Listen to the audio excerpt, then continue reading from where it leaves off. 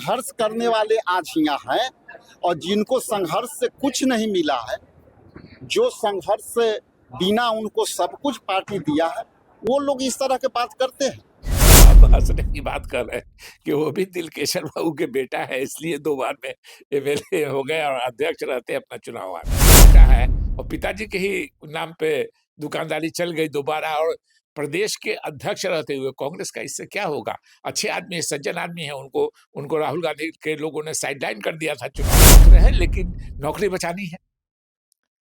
राहुल गांधी जी के बना कृपा से अध्यक्ष है बिहार के, तो उनको मेरे खिलाफ नहीं बोलेंगे तो उनको नौकरी कैसे बचेगी? पहला सवाल तो ये है कि जो व्यक्ति संचार मंत्री रहा, जो व्यक्ति बिहार प्रदेश कांग्रेस कमेटी का अध्यक्ष रहा, जो व्यक्ति गृह राज्य मंत्री रहा, जो व्यक्ति पूरे आजीवन काल में सत्ता में बैठा रहा, अब जो सत्ता के करीब रहने की जो आदत हुई, जो कांग्रेस पार्टी ने उनको आदत दिलाई, अब ये जान गए हैं लोग कि गांधी नेहरू परिवार ने जिस तरह से उनको इतनी ऊंचाई तक लाया, अब जानते हैं कि कांग्रेस पार्टी में संघर्षों का दिन चल रहा है और जब हम संघर्ष करेंगे तब हम सत्ता पाएंगे।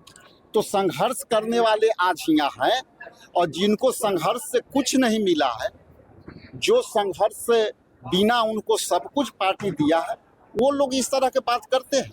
आप कह रहे हैं कि हम लंबे समय तक कांग्रेस के लिए काम किए, कांग्रेस के लिए संघर्ष किए, लेकिन बिहार कांग्रेस के जो अध्यक्ष हैं राजेश राम, उन्होंने कल बयान दिया है कि शकील अहमद को बिना संघर्ष किए सब चीज मिल गया, पद मिल गया, इसलिए इस प्रकार की बातें राहुल गांधी पर बोल रहे हैं। अब हंसने की बात कर रहे हैं कि वो भी दिलकेशन बाबू के बेटा है, इसलिए 2 बार में एमएलए हो गए और अध्यक्ष रहते अपना चुनाव हार गए।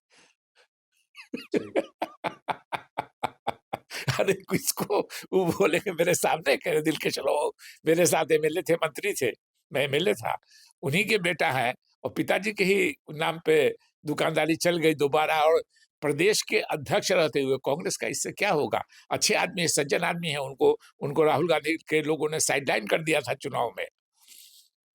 तो वो बेचारे बोल रहे हैं, तो वो भी तो 2 ही बार हुए हैं और वो भी दिलकेशन बाबू के बेटा है, इसलिए हुए हैं। ठीक है, राजेश के खिलाफ हमसे छोटे हैं, अजीज है मेरे, बहुत अच्छे इंसान हैं, बहुत साफ-सुथरे हैं, लेकिन नौकरी बचानी है।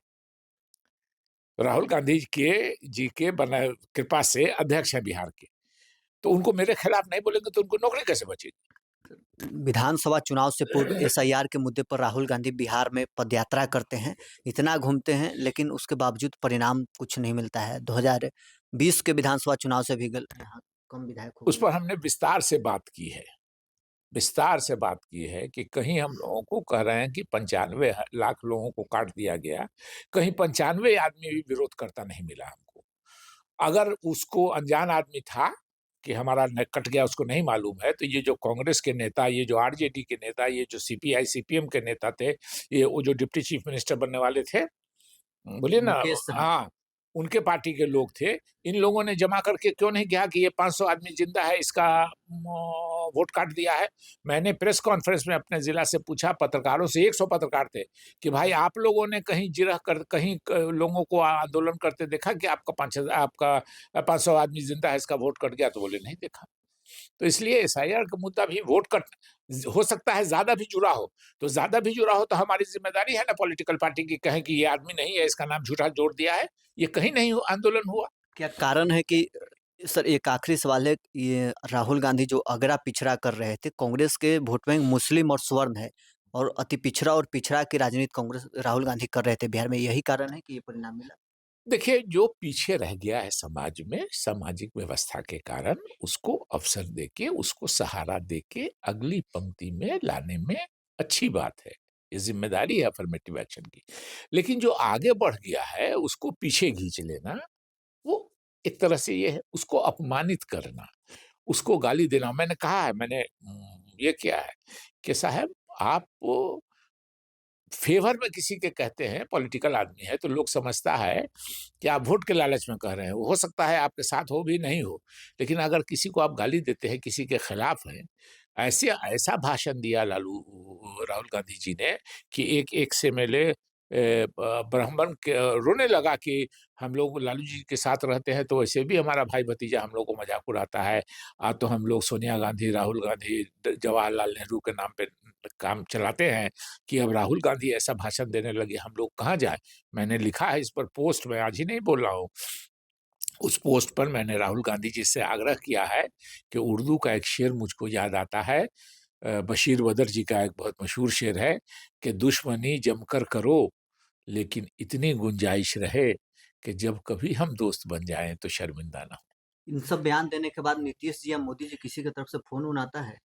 देखिए, आएगा भी तो कोई ये है उन लोगों के पास, नहीं, नहीं, नहीं, मैं ज़िंदगी भर कांग्रेस का सपोर्टर रहूँगा। नीतीश जी से मेरे बड़े अच्छे संबंध हैं। नीतीश जी ने बगैर हमसे बात किए हुए प्रेस कॉन्फ्रेंस करा के अपनी पार्टी के किसी त्यागी जी से ऐलान करवा दिया कि हम डॉक्टर शकील अहमद को राज्यसभा भेजेंगे अगर कांग्रेस पार्टी कहेगी तो। मैंने सोनिया गांधी जी से पूछा, उन्होंने पहले कहा 4 दिन का टाइम दो और 4 दिन के बाद उन्होंने मैं मिलने गया फिर तो उन्होंने कहा शकील छोड़ दो। मैंने नीतीश जी को मदद करवाई थी जब उन्होंने मोदी जी के नाम पर वो छोड़ के आए थे तब। जब उन्होंने जीतन राम मांझी जी को चीफ मिनिस्टर बनाया था तब मैंने नीतीश कुमार जी की मदद कराई थी। सोनिया जी ने ही फ़ोन किया था, बात की थी मुझसे, राय-मशवरा लिया था। तो नीतीश जी के प्रति मेरे और बीजेपी से अलायंस रख के भी मुसलमानों के साथ जो उन्होंने व्यवहार किया है, सारे कलेक्टर, सारे एसपी को पोस्टिंग के पहले एक बात हो जाती है कि हम सब कुछ बर्दाश्त करेंगे, कॉम्युनल दंगा बर्दाश्त नहीं करेंगे। मैंने नीतीश जी को एक दिन कहा कि मैं आपका समर्थक नहीं हूँ, मगर आपका मैं प्रशंसक हूँ। हँसने लगे, क्यों? हम कहा कि बीजेपी से अलायंस रख के भी आपने मुसलमानों से जो सरोकार किया है, उसकी मिसाल कम मिलती है। ठीक है, बहुत धन्यवाद आपको। बहुत